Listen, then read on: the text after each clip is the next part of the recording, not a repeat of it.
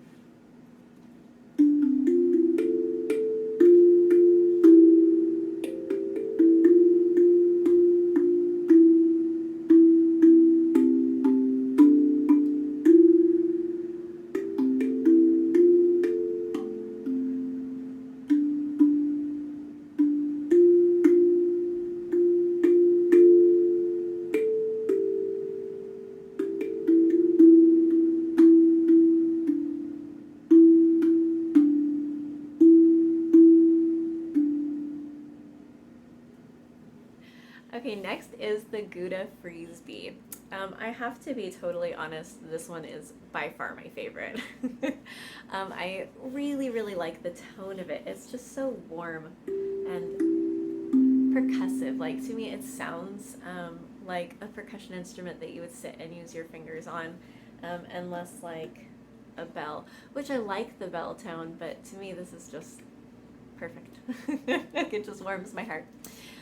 I also really like that even the upper tongues are really, like, you can see they're very wide, which I really appreciate. It makes it a lot easier to hit it correctly, whether you're playing with mallets or fingers. I think the Guda Freezbee is just easier, which is perhaps also why I like it. Another thing I appreciate about the Freezbee is that it is super light.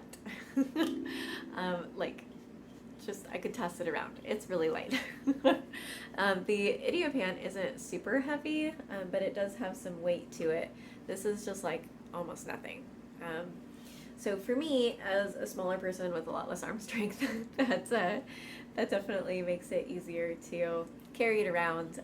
If I was gonna stick it in a backpack or a bag, I would appreciate the fact that this just doesn't weigh as much. The one drawback to the Freezbee is that it is not magnetic, so you can't tune it to any different tunings. The one that you get is the one that you get. And since these also sit at around $350, it is a lot to spend on a drum that's only ever going to have one scale. So that is something to consider. But if you want one of these, I will toss a link. You can get it on Amazon. And you can also buy it from the maker. It's a little confusing because there are like 3 websites out there that offer the Freezbee that also say they are the makers of the Freezbee. So I just picked mine up on Amazon because that was less confusing. But I will throw a link in the description for this one as well.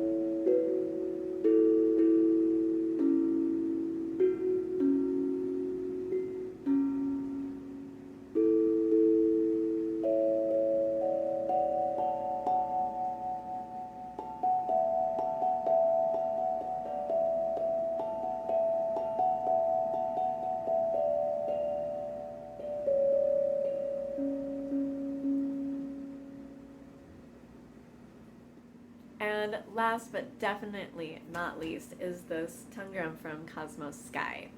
I really like this one.